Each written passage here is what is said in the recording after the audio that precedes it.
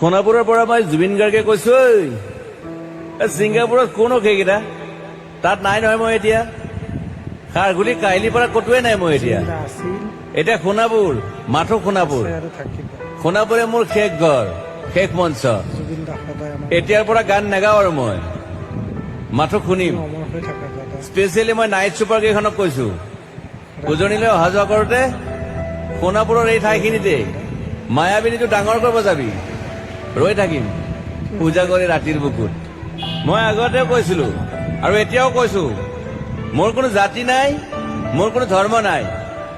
সৰু সজাত দেখুৱাই দিলো কোন অহা নাই তাত।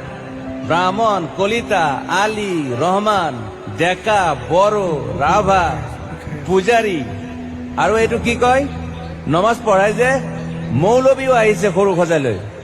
I love people, I love man. সেইবাবে মুখ্যমন্ত্ৰী হিমন্ত দাকো কৈছো, মই বিৰোধী দলকো কৈছো, লুৰি নকিল সকলোকে কৈছো, পলিটিক্স নকৰিবা বন্ধু। মই সৰু সজাই মানুহৰ অসমখন বিচাৰিছিলো। চাই থাকিম সোণাপুৰৰ পৰা।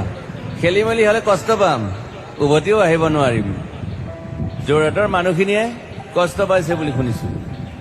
মোৰো যাবৰ মন আছিল, প্ৰিয় ঠাই, দেউতাৰ ঠাই।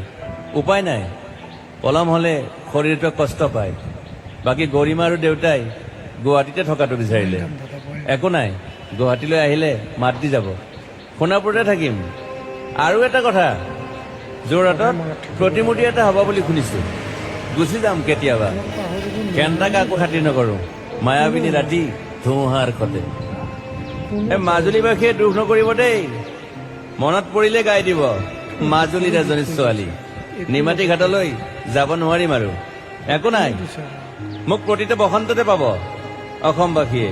শৰতত গাইছো, বহাগত গাইছো, ৰদত গাইছো, বৰষুণত গাইছো, দুখৰ গান, সুখৰ গান, শিশু, মুক্তি, মায়া, অনামিকা।